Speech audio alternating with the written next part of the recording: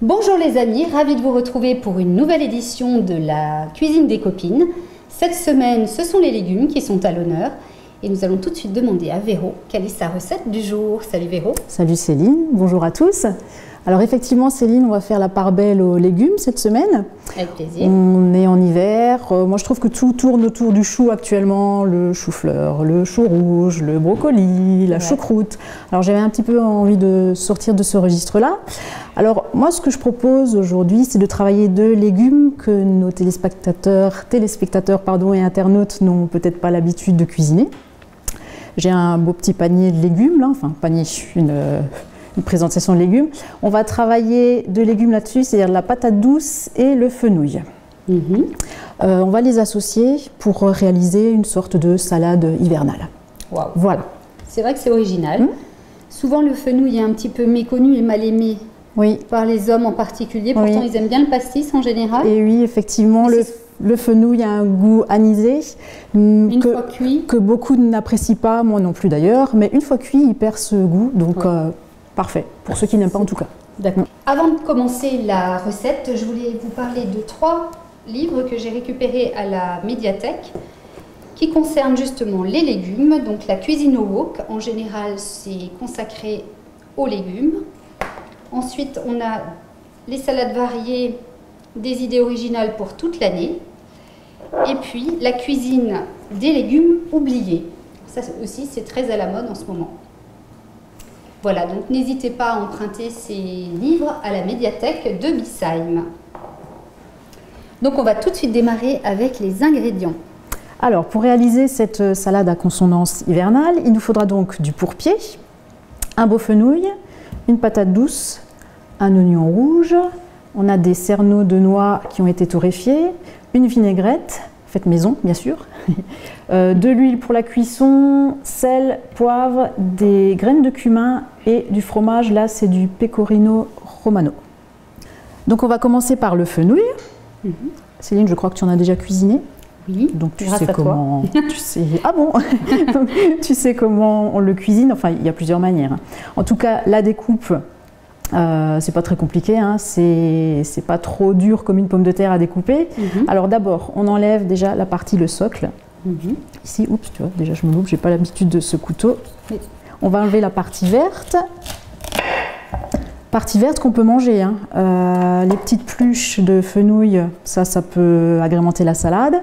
Ça peut être cuit, pas tout de suite en début de cuisson parce que ça va vite, ça va forcément cuire plus vite que le reste. Voilà, ou alors on le met de côté pour une soupe éventuellement. Faut pas le jeter en tout cas. Ou alors, cas extrême, on peut le donner à ces petits animaux de compagnie. Exactement. Donc fenouil, on le coupe en deux. Là, tu sens déjà bien l'anis. J'adore. Et alors, on va simplement l'émincer. Alors, soit on peut l'émincer dans ce sens-là, soit dans ce sens-là, peu importe, hein, c'est vraiment là, au choix. Voilà. Plus tu coupes petit, moins tu as besoin de les cuire. Voilà. Et comme on va les faire revenir assez rapidement à la poêle, pour que ça reste quand même, ça rentre dans la composition d'une salade, donc il faut quand même que ce soit un peu croquant et pas que ce soit des gros morceaux qu'on va mâcher pendant 2 heures. Oui, on va couper l'oignon, qui lui sera également saisi à la poêle. Pareil, même principe. Allez, on émince.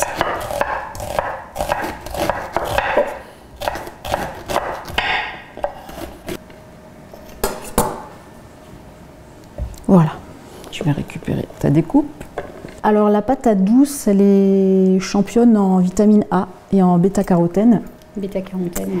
Ouais, elle a un index glycémique qui est beaucoup plus bas que celui de la pomme de terre, donc à privilégier pour les personnes qui sont diabétiques. D'ailleurs comme le fenouil, hein. Alors lui il a un index glycémique qui est ultra bas, je crois qu'il est au niveau de 15, alors que la patate douce doit être au niveau de 40-50, alors qu'une pomme de terre est sur les 70 à 90 en fonction de la cuisson qu'on réalise. Hein. Pour les personnes qui veulent faire un petit régime aussi, pensent à leur ligne, on va dire. Et puis ça a ce côté goût, ce côté doux, gourmand, coloré. Comme je disais, ça se cuit, ça ne se mange pas cru par contre, pas comme le fenouil qu'on peut manger cru comme cuit. Et ce qu'il faut, c'est quand on le cuisine, une fois qu'on l'a épluché, il faut le cuire assez rapidement parce que comme la pomme de terre, il a tendance à noircir, il s'oxyde. Ah oui. Voilà, tu le verras si on laisse un petit peu traîner quelques morceaux, tu verras que ça. Donc Tu vois, ça a une belle couleur orangée. Alors il y a plusieurs types de patates douces, il en existe aussi des blanches. Ah oui. Nous on trouve dans le commerce plus communément celle-ci. Ensuite on va les couper en cubes.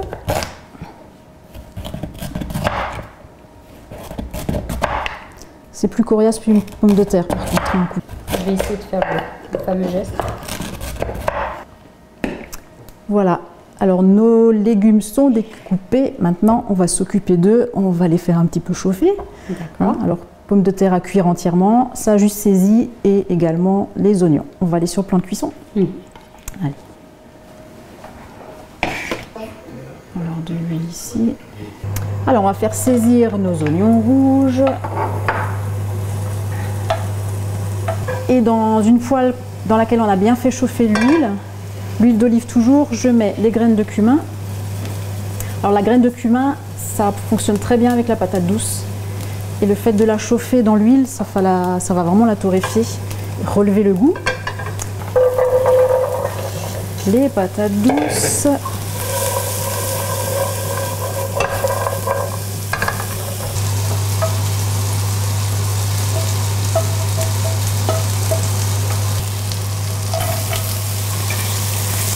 Voilà, alors une fois qu'on a fait saisir les patates douces, on peut les couvrir et les laisser cuire à petit feu tranquillement.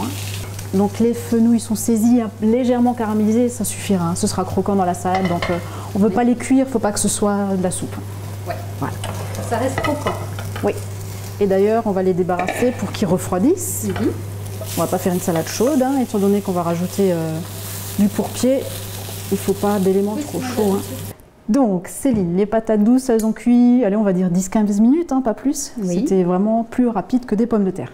Maintenant, j'aimerais que tu goûtes, juste avant qu'on en fasse la salade, parce que moi, je trouve que le cumin et patates douces, c'est vraiment... une tuerie. Moi, j'aime beaucoup. Après, il faut aimer le cumin, c'est sûr. Mais...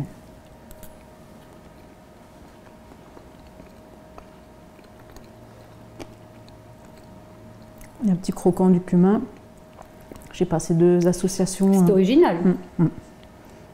C'est pas alsacien. Non, c'est pas alsacien. C'est même plutôt un peu asiatique. Hein. Oui. Voire oriental, non? Ah oui, au Moyen-Orient, en Asie, c'est énormément utilisé le cumin. Nous, on a moins l'habitude. Donc, pour notre salade, je vais débarrasser ça. Que le cumin avait des vertus digestives. Alors, le cumin a des vertus digestives. C'est bon pour les maux d'estomac. On peut le boire en infusion. Les plats sont importants aussi. Exactement. Hein, les contenants. C'est une patate douce, hein. Bon, bien sûr, si on veut pour plus de quantité, ben, on augmente. Là, le fenouil qui a été sauté dans la poêle pendant, allez, on va dire, c'était quoi, 5-10 minutes. Le fenouil, pareil, des vertus digestives. Oh là là. Oh, c'est que du bonheur, tout ça. Les oignons rouges, encore un peu de couleur, hein, au final.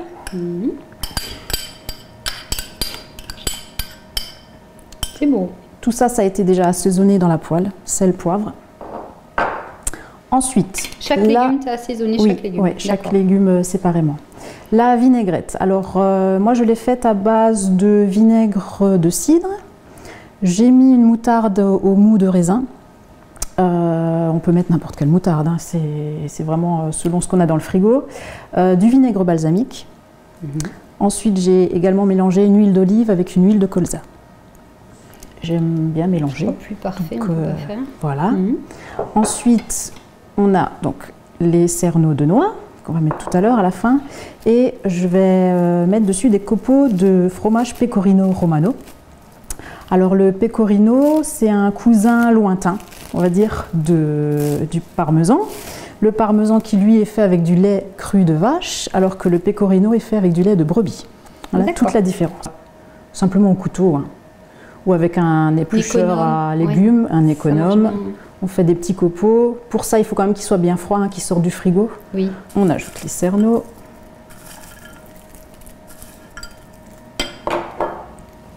Le pourpier. Alors le pourpier, on le reconnaît, je vais quand même le présenter un petit peu. On ne le trouve pas forcément facilement. Sinon, on peut très bien mettre de la mâche, du persil ou rien du tout, parce que comme ça, elle est déjà bien. Des pousses d'épinards, absolument. Et le pourpier se reconnaît par sa belle feuille qui ressemble un petit peu à une feuille de papyrus, je trouve, et une longue tige.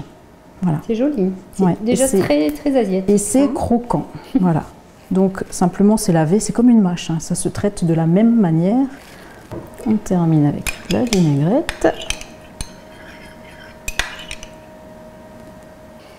Voilà, il ne nous reste plus qu'à goûter. Hein, Oh bah oui, bien sûr. Donc on espère qu'on vous a donné envie de tester cette recette chez vous. J'en suis persuadée. N'oubliez pas les amis, notre émission est à voir et à revoir sur le site internet en tapant TLB.